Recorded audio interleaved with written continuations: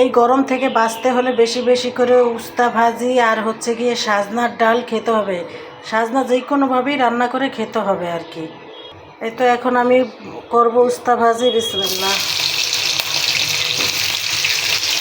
আমি করব চিংড়ি মাছ দিয়ে উস্তা ভাজি।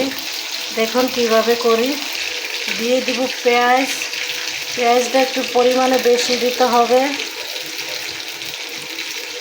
উস্তা ভাজি যাতে তিতা না হয় সেই কারণে পেঁয়াজটা একটু বেশি দিতে হবে। পেঁয়াজটা আমি ব্রাউন কালার করব না, যেহেতু উস্তা ভাজি, এটাকে আমি একটু সিদ্ধ করে নিব। পেঁয়াজটা হালকা নরম হইলে তারপরে আমি উস্তা দিয়ে দিব।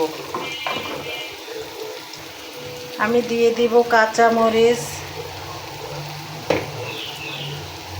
দিয়ে দিব স্বাদ মতো লবণ। পেঁয়াজটা একদম নরম হয়ে গেছে, ঢাকনা দিয়ে ঢেকে দিয়েছিলাম। এবার আমি দিয়ে দিব এই উস্তা। এই তো উস্তা দিয়ে আমি একবার নাড়া দিয়ে দিয়েছি, এবার আবার নাড়া দিচ্ছি।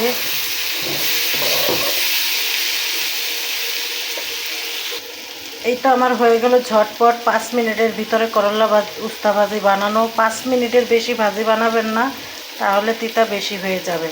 5 মিনিটের ভাজিটাই কালারটা সুন্দর থাকে, এইভাবে ভাজি বানাবেন। বলতে পারেন যে উস্তা নরম হয়েছে, এই যে একদম নরম হয়ে গেছে, একদম নরম হয়ে গেছে। বুঝতে পারছেন? এই যে একদম নরম হয়ে গেছে। এই তো আমার 5 মিনিটে উস্তা ভাজি করা শেষ।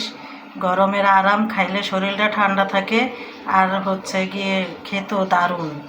অন্য আর কোনো তরকারি লাগে না এরকম উস্তা ভাজি হইলে।